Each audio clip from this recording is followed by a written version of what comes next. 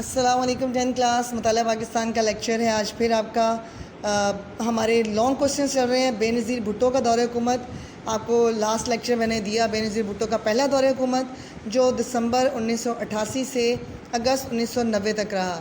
آج ہے آپ کا بے نظیر کا دوسرا دور حکومت۔ سوال یہ ایک ہی ہے، لیکن میں آپ کو دو حصوں میں اس لیے پڑھا رہی ہوں کہ آپ آسانی کے ساتھ اس کو یاد کریں، سمجھ کے کریں، اور آپ نے ٹیسٹ ضرور دینا ہے۔ یہ میں آپ کو بار بار کہہ رہی ہوں، اگر آپ ٹیسٹ نہیں دیں گے تو آپ کو اگلے نوٹس نہیں دیے جائیں گے کسی بھی سبجیکٹ کے، صرف مطالعہ یا اردو کے نہیں، کسی بھی سبجیکٹ کے نوٹس نہیں دیے جائیں گے۔ آج دوسرا دور حکومت ہے جو بے نظیر کا شروع ہوا اکتوبر 1993 میں اور ختم ہوا نومبر 1996 میں۔ اس کی ڈیٹیل آپ کو میں یہاں پہ سمجھا دیتی ہوں۔ بے نظیر بھٹو دوسری مرتبہ اکتوبر 1993 میں پاکستان کی وزیر اعظم منتخب ہوئیں۔ ان کے اس دور کے اہم واقعات درج ذیل ہیں۔ کیا انہوں نے سب سے پہلے شروع کیے کچھ ترقیاتی منصوبے۔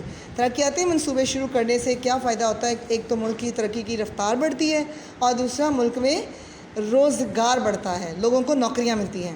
بے نظیر بھٹو کے دوسرے دور حکومت میں کراچی فلائی اوور برج کی تعمیر اور لاہور بائی پاس کی تعمیر وغیرہ کے منصوبے شروع کیے گئے۔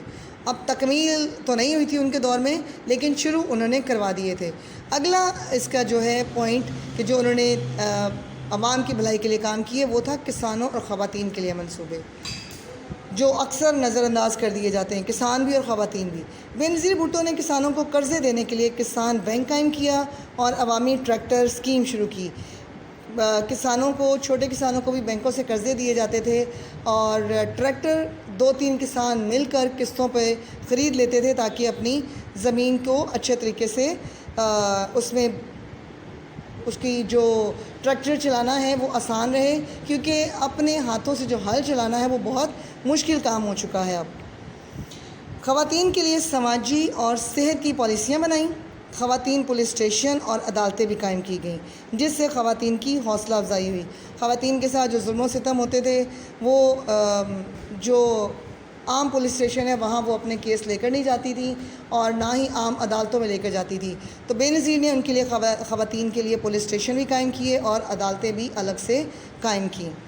پھر 8واں 5 سالہ منصوبہ بے نظیر کی حکومت میں شروع کیا گیا۔ بے نظیر بھٹو کی حکومت نے 1993 میں 8ویں 5 سالہ منصوبے کا آغاز کیا، جس سے ملک میں ترقی کی رفتار تیز ہوئی۔ یہ کوئی نام نہیں ہوتا، یہ پراپر ایک منصوبہ ہوتا ہے جس میں بہت سارے ترقیاتی کام جو ہے وہ شامل کیے جاتے ہیں، اور اس میں ترقی کے اہداف رکھے جاتے ہیں کہ ہم ان اہداف کو پورا کریں گے، یعنی ٹارگٹس رکھے جاتے ہیں کہ ان ٹارگٹس کو ہم اچیو کریں گے، اور وہ ٹارگٹ اگر اچیو کر لیے جائیں تو اس کا مطلب یہ ہوتا ہے کہ یہ منصوبہ کامیاب ہو گیا۔ پھر تھا بیرونی دورے اور مسئلہ کشمیر۔ بے نظیر بھٹو نے ایران اور ترکی کے کامیاب دورے کیے، مسئلہ کشمیر پر ان ممالک کی حمایت حاصل کی اور مختلف شعبوں میں تعاون کے کئی سمجھوتے بھی کیے، سائن کر کے آئیں کہ ہم کس کس کام میں ایک دوسرے کے ساتھ تعاون کریں گے۔ پھر خیبر پختونخوا حکومت 1994 میں خیبر پختونخوا میں مسلم لیگ کے وزیر اعلیٰ پیر صابر شاہ کی حکومت کو گرا کر پیپلز پارٹی نے آفتاب احمد شیرپاؤ کو وزیر اعلیٰ بنایا۔ یہ تو کوئی بھی حکومت آئے تو آپ کو پتہ ہے کہ اپوزیشن کی حکومتوں کو گرا کر اپنی حکومتیں قائم کرنے کی کوشش کرتے ہیں، یہی بے نظیر کی دور حکومت میں بھی کیا گیا۔